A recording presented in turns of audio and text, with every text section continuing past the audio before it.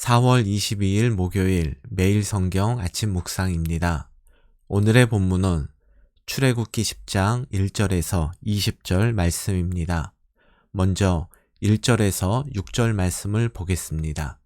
1절에서 6절은 여덟 번째 재앙인 메뚜기 재앙에 대한 예고 말씀입니다.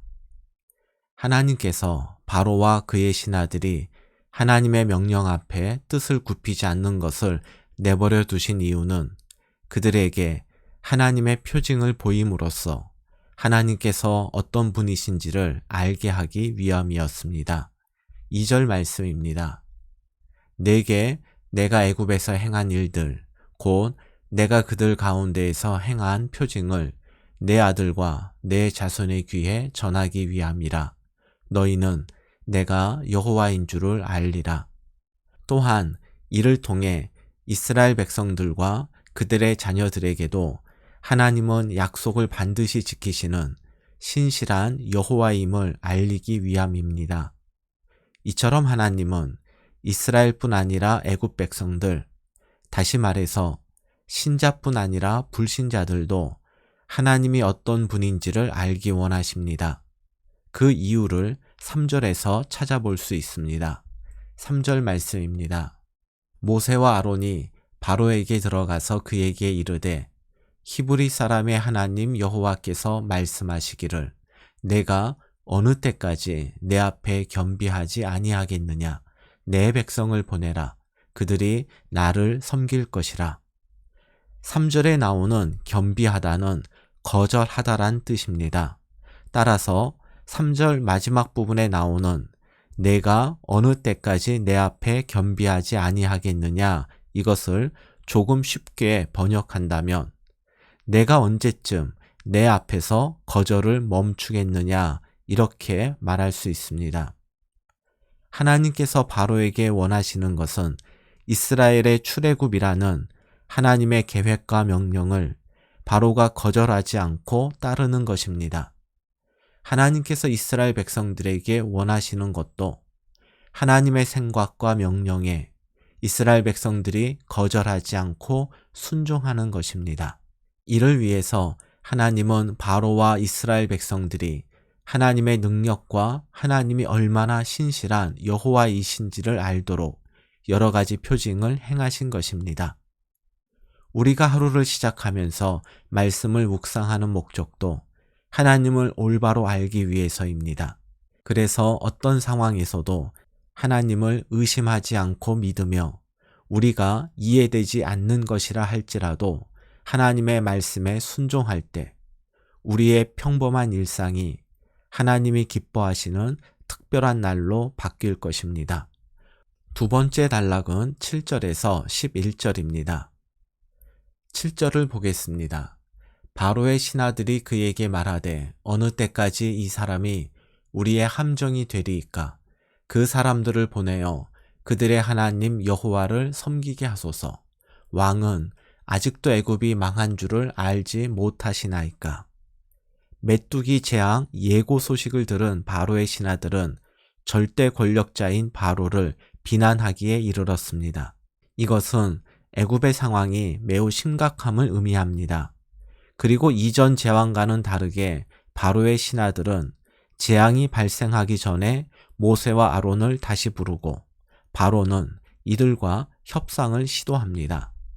8절 말씀을 보면 바로는 하나님을 섬기러 갈 사람이 누구인지를 묻습니다. 9절에서 모세는 이스라엘 백성 모두가 함께 예배드리러 갈 것이라 말합니다. 이것은 모세가 바로 앞에 설 때마다 말했던 내용입니다.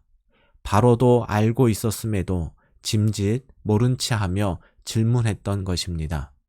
바로는 이스라엘 백성들이 광야로 나가는 것을 막지는 못하더라도 그 인원을 최소화하려 했던 것입니다. 10절입니다. 바로가 그들에게 이르되 내가 너희와 너희 어린아이들을 보내면 여호와가 너희와 함께함과 같으니라. 보라, 이것이 너희에게는 나쁜 것이니라. 10절 앞부분을 보면 마치 바로가 모세의 요구를 들어주는 것처럼 읽히는데 사실은 바로가 모세의 요구를 빈정대면서 거절하는 것입니다. 10절을 세번역 성경으로 다시 보겠습니다.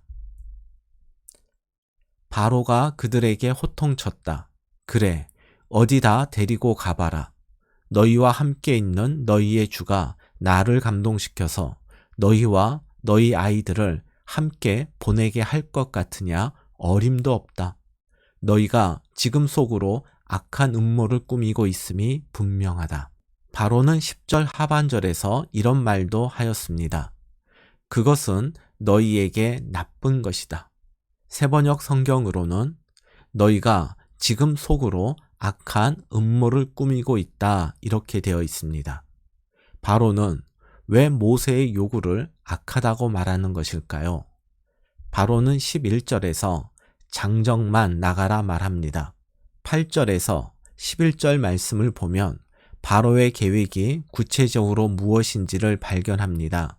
바로는 어린아이들을 애굽에 붙잡아 두면 어머니들이 남게 될 것이고 그러면 가장들이 광야로 나가더라도 그들은 예배 후 가족에게로 돌아올 수밖에 없으리라 생각했습니다.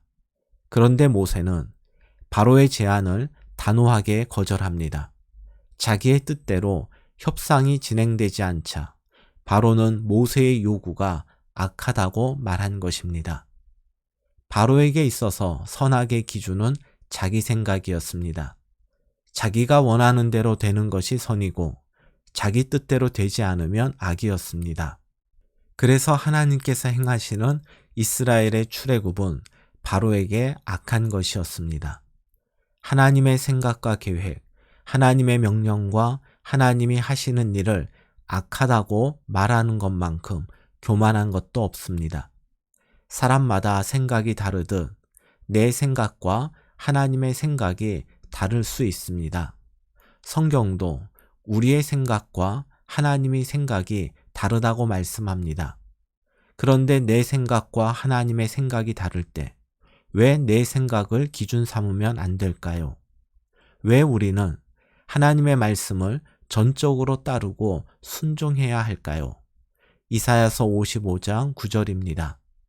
이는 하늘이 땅보다 높음같이 내 길은 너희의 길보다 높으며 내 생각은 너희의 생각보다 높음이니라.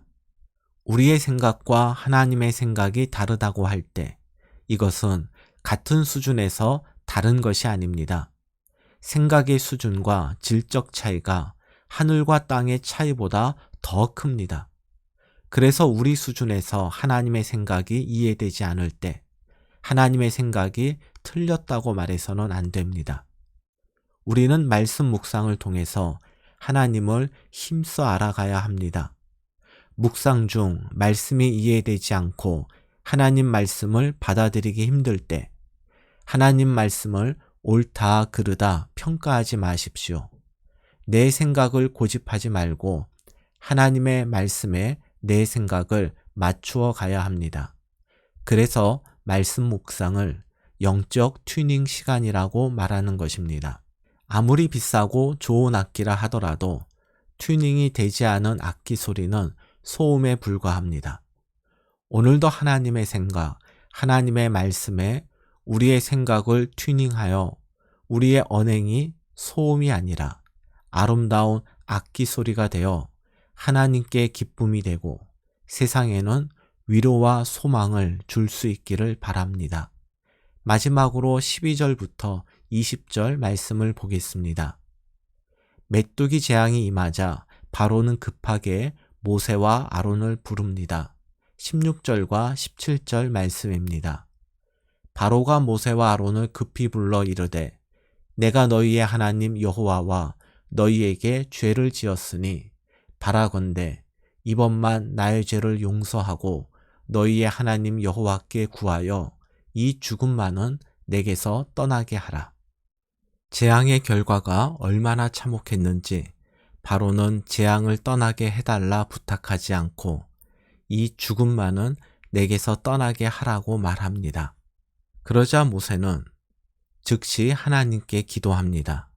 이런 모세를 볼 때 왜 매번 바로의 거짓말에 속는지 답답함을 느낍니다. 모세는 바로의 거짓말을 몰랐을까요? 저는 알았을 것이라 생각합니다. 다만 모세는 죄 고백의 진위를 판단하는 것과 죄를 용서하는 것은 자신의 몫이 아님을 알았기 때문에 이 부분은 철저하게 하나님께 맡기는 것입니다. 그리고 모세는 자기가 할 수 있는 일, 그리고 자기가 해야 할 일을 하고 있습니다. 한 영혼을 위한 중보기도. 이것은 우리가 하나님 말씀을 기준 삼고 순종하는 것만큼이나 우리가 포기할 수 없는 일입니다. 변화의 기미가 전혀 보이지 않아 기도를 포기하려 했던 가족과 친구와 동료가 있지 않습니까? 오늘부터 다시 그 영혼을 위한 중보 기도를 시작하십시다.